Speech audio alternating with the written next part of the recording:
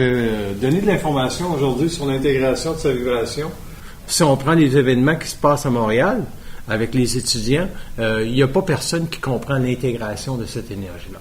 C'est un mouvement qui est profondément ancré sur la société qui va se construire demain au Québec. Ce n'est pas seulement des étudiants qui protestent. Il y a un mouvement de fond beaucoup plus grand que seulement des étudiants qui protestent. Ce mouvement de fond-là fait partie d'une identité de la jeunesse. Okay? Ça fait partie d'une identité de la jeunesse qui n'est pas politisée comme la société politique qu'on connaît en ce moment. Donc, le bras de fer entre les étudiants et le gouvernement est au niveau de l'ego. Mais la jeunesse, elle, peut se réinventer, alors que le gouvernement en place ne pourra pas se réinventer.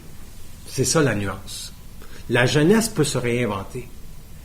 Et cette jeunesse-là, s'ils doivent faire ce mouvement-là, ils doivent le faire naturellement sans l'utilisation de forces astrales qui détruisent. Donc, de forces astrales qui détruisent la société.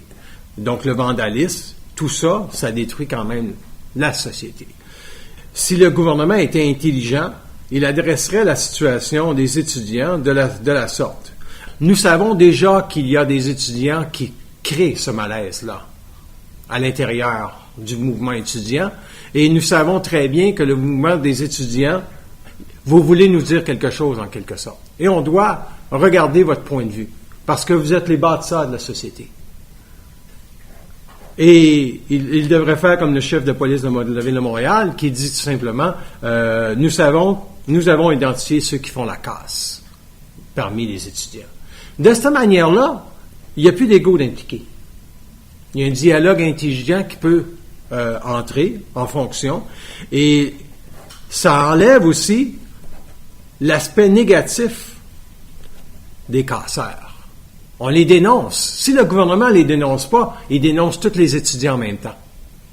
Et c'est là sa grande erreur. Donc, on peut remarquer dans cet exemple-là que l'homme n'a pas d'identité et que l'homme n'a pas de parole. Il n'a pas développé de parole parce qu'il n'a pas intégré sa vibration. Donc, qu'est-ce que c'est intégrer une vibration? Intégrer sa vibration ou une vibration ou l'intégration de sa vibration. Ça, c'est encore mieux. L'intégration de sa vibration. C'est beaucoup mieux que sa vibration. Parce que le « de » implique une dimension très occulte. Et cette dimension-là fait partie de l'intégration de tout ce qui est en haut dans sa vibration.